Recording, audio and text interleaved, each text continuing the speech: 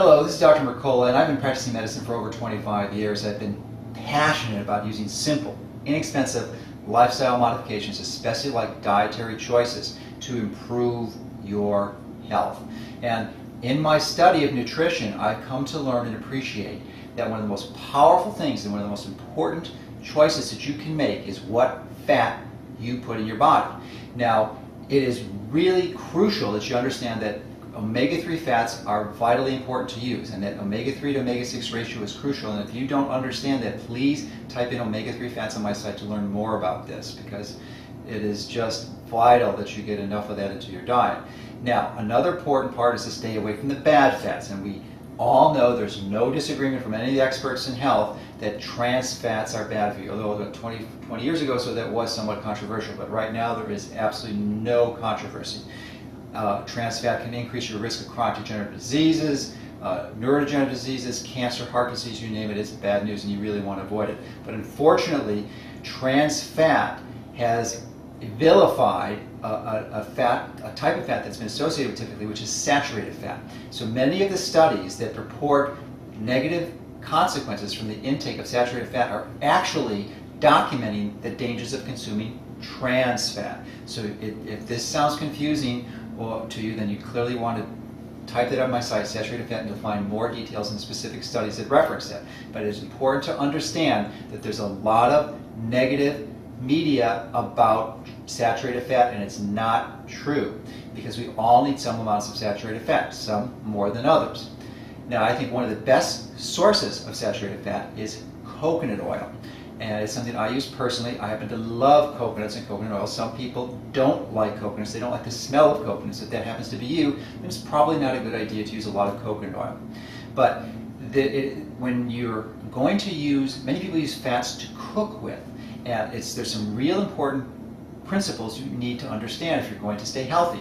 Now, there are a lot of healthy unsaturated fats, the polyunsaturated fats, and these would be many of the vegetable oils like sesame seed oil, sunflower oil, flaxseed oil, great oils. But when you heat these oils, because they have unsaturated fats in there, these unsaturated fats are highly susceptible, highly sensitive to damage and oxidative damage when you heat the oils. So the more you heat them, the worse it is. They can form things like cross-linking. They can become polymerized. The bonds can shift. They form toxic cyclic fats that really can cause havoc and wreck up your biochemistry and physiology. So you really do not want to heat oils to cook. Now, I am a strong believer and proponent of having as much raw food as possible.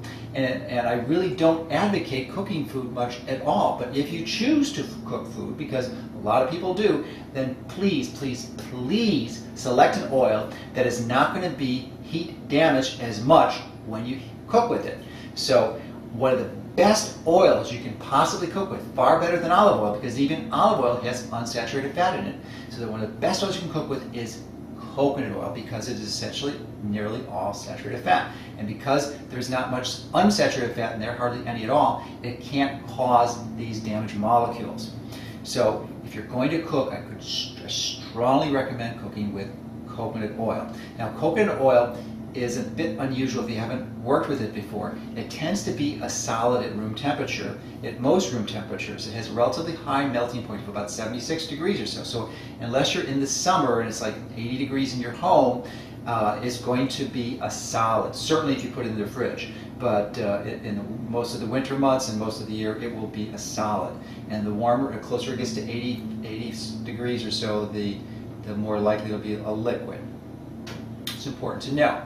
Now there's some other benefits of coconut oil. Now, coconut oil is also full of something called medium chain triglycerides, or MCT oils.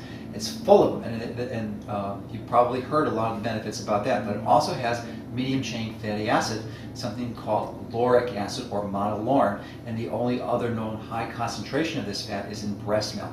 Very powerful immune stimulator, so that's something that you'd like to incorporate into your diet for sure.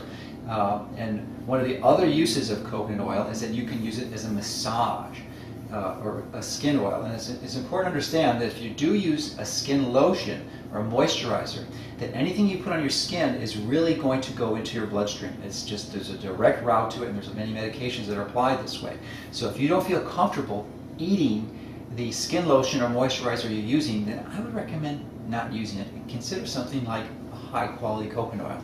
Now, what is a high quality coconut oil? Well, first of all, I'd recommend getting something organic, because that's going to minimize any risk of potential toxics, pesticides in it.